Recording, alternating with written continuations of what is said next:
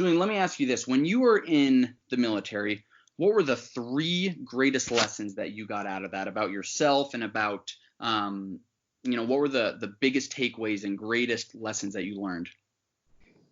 Well, I had to grow up pretty quickly because I was 17. So you have to be flexible. You have to be able to be led in order to be a leader. And you have to be open-minded. Okay. Well, I mean, and when you say open-minded, can you kind of expand on that? There's things in the military that you have to do that you've never been exposed to. Some people refuse to do it because they felt like it was morally wrong or, religiously wrong, whatever the case might be. It's just there's situations that you are exposed to that you might not be ready, and you need to be open-minded to those things.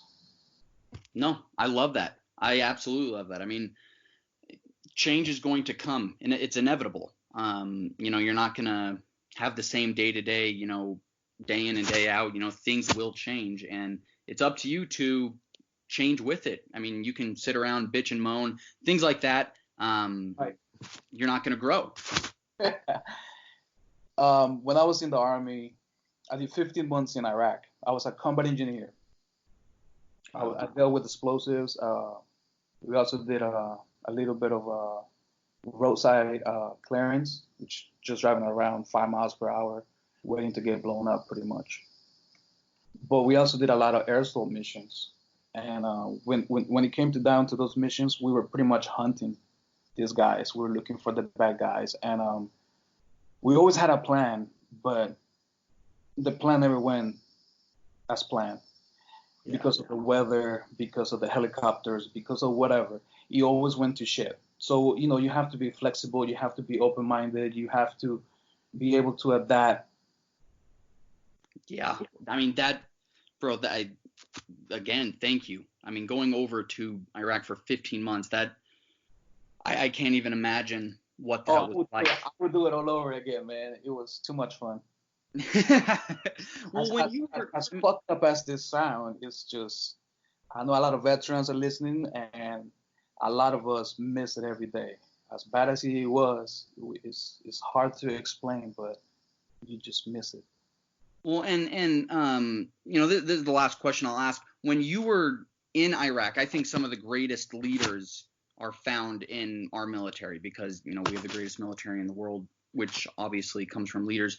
What qualities did you find make a leader when you were over there? Like, what stood out to you when it comes to someone who can lead? Like, what does that mean? Somebody that is open, no bullshit, straightforward. I believe you have to also be able to understand and put yourself in the other person's shoes. Somebody might not understand your logic, and if they don't understand your logic, they're not gonna follow. I think those are the 2 main ones. You have to be able to put yourself in their shoes as a follower. Yeah. No, I mean, because with the Hurricanes culture and everything that's been going on the last 15 years, I've definitely looked very deeply into the program and what's going wrong with them. And I think that they don't have enough leaders on the team. I mean, look at the 2001 team. You had Ken Dorsey, Ed Reed. I think those were the 2 leaders of that team. And when you are led by someone of, people of that capacity, your soldiers, like your teammates, they will go to war with you, and because they believe in you. And right. I think that's very important to look at. You gotta lead by example. And if the rumors are true that the quarterback was partying, getting high before the games and doing all these things, I mean, that's enough for me to know that he's not a leader. He's not a QB quality type of man. Well, hey, I mean, that's it right there. I mean, you couldn't have said it better. Jordan, you got anything else? No, man. again, I just want to say thank you for your service and thanks for coming on the show, brother. I just got a lot of respect for you. Yeah, anytime, man. Just doing my job.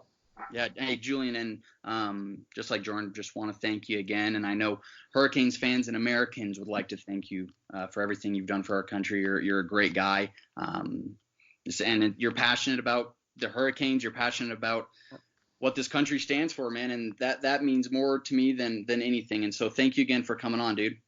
Yeah, no problem, man. All right, we'll talk to you later, bro. All right, go Canes. I'm so glad we started doing this. Yeah, dude, it's great. And it's it cool. it humbles you when you hear that. Like, for sure. Like I'm just like sitting back and like I'm like the fact that someone like at 17 from another country like wants to give back to the country that took him in, that humbles you. Oh yeah, no, for sure. That's it's kind of dumbfounded a little bit when he said that. 'Cause, I mean, we're recording live, but I had to look inside myself for a minute and be like, would I do that? Yeah, well, I mean, it's just and I didn't like the answer that I got. So I mean, it's just we live in a very selfish time where, I mean, because before this, I was watching a documentary about World War II and kind of just running around the TV, and just the fact that those people and guys like Julian, like they are willing to give up, I mean, pretty much giving up their life to go fight for this country. Like, yeah. I just don't like. Yeah, there's not that sense of humility nowadays to that goes around like that, and so. My grandfather on my dad's side dropped out of high school as a sophomore, like a 16-year-old, and he was a big dude, so he was like, probably 6'2", 6'3" when he was 16, and had worked on a farm, so he's pretty like ripped. But he signed up for the draft, lied about his age, and was shipped off to the Pacific as a 16-year-old. I can't even believe that. Oh my gosh, like. Yeah, man. Like people I mean, I do it all the time, and people on Twitter, like, we bitch and moan about these things, these that are so small and so like they don't matter. This guy was just on here talking about like he was like in the middle of this. Like it's not like I don't know. I just have such respect for those kind of people that go in, and that like they're probably scared as hell, but like they just keep going. Like, oh, for sure, man. So for sure, it's I mean, when you put it in a historical context, it's crazy to think about how different our generation is. Just because, I mean, the worst thing that our generations had to go through is that recession that happened in 2008, and I mean, if you compare that to what other people went through, I mean, think about what our grandparents saw or their parents. I mean, the amount of time between like 1910 and 1945, so just a 35-year window, you have World War I, the Great Depression, and World War II in 35 years. And dude, we haven't seen anything like any of that. It was just those guys were just tougher back then. Yeah. Like, oh, for sure. It's such a freaking I don't know, like we just have everything handed to us in this generation, and we're just soft in the mind, we're soft psychologically, and I just appreciate guys like Julian that do that. Like they're so selfless, and they're so willing to give back. He wanted to give back. Like he said it himself, like he didn't want to go work like a crap job. He wanted to like do something. Yeah. And at 17, that bastard like went and fought for our country for 15 months, dude. Like, do we realize how long that is to like be away from your family in another country, facing the possibility of death every single day? Yeah, I don't. I don't. I know. Yeah. Well, So it looks like Callie's ready for us. I haven't got a response from Gabby yet, but should we patch Callie in and tell his brother's ready? Let's do it. Cool. I love me some Callie, man. This is going to be fun. Callie,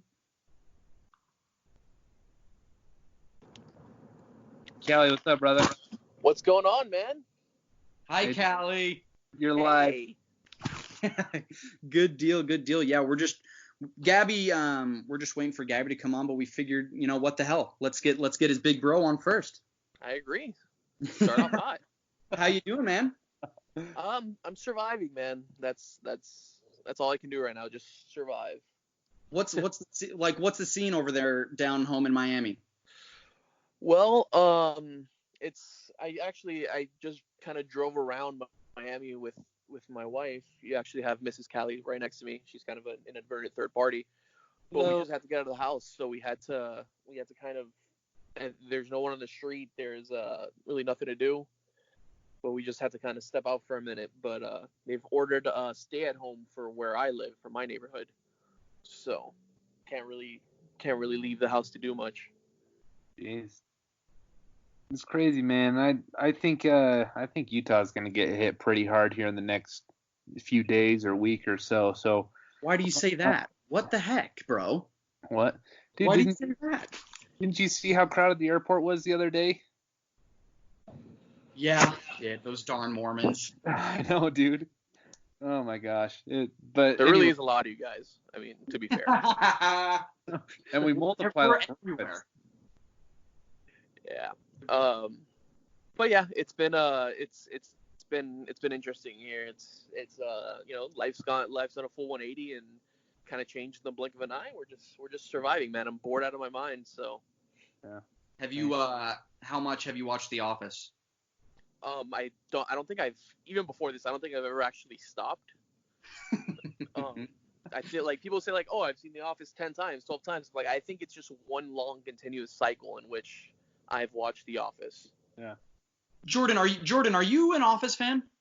Yeah, I've seen it 3 times all the way through. So it's the most rewatchable show ever. Like, even when I don't feel like watching it, it's like an addiction. I just my hand just drifts towards the remote and puts on The Office. I can't help myself. I mean, there's definitely shows that I would take over The Office, but it is fantastic. And my personality is that the fact that everyone loves The Office so much, like that, you know what I mean? Like, I hold that against the show. But it is. Oh, you're one of those. I am one of those guys. Everyone else likes The Office, so I'm like, you know what? I got my own stuff that I like. Who do you hate the most in the show, Callie? Me? Oh, Callie. Who do I hate the most? I'm not gonna say the safe answer with like Toby or one of those. Honestly, there's 2 for me that just they don't ruin the show for me, but I just don't like the characters. It's Charles Minor. Yeah, Idris Elba's character, who actually that's the positive. And Nellie Bertram. Those 2 are just awful. Can't stand them. No, Nellie was really bad. But she has like her funny moments, kind of, right? Yeah, she has her moments. It's just like I just feel like she didn't fit in. Like, yeah. It was a totally different. Like, it's already like a dry humor, and I think she was a little too over the top for the show. Like. That's why I think like Steve Carell and Rainn Wilson were so perfect, because they still have like that dry humor and then they have their moments. Where Nellie, I just felt like it was over the top all the time. Yeah. She was just odd. What were your thoughts on Will Ferrell in the show? I mean, it was a short streak. I remember the first couple times I watched it. I'm like, I didn't, and I'm a big Will Ferrell fan, huge Will Ferrell fan. I wasn't thrilled, but the more I watch it, the more I enjoy him for what he was. So, and he was just a stopgap. He was there for a couple episodes, and that was it. But I thought D'Angelo Vickers was a great character after watching it a few times. I'm the exact same way. Like, I mean, first time watching it, we just didn't like it because he was different. He wasn't Michael Scott. And I think and this is a controversial opinion because not a lot of people like this character, Robert California. I like him. What do you guys like Robert think? California. I think he was hilarious. I love the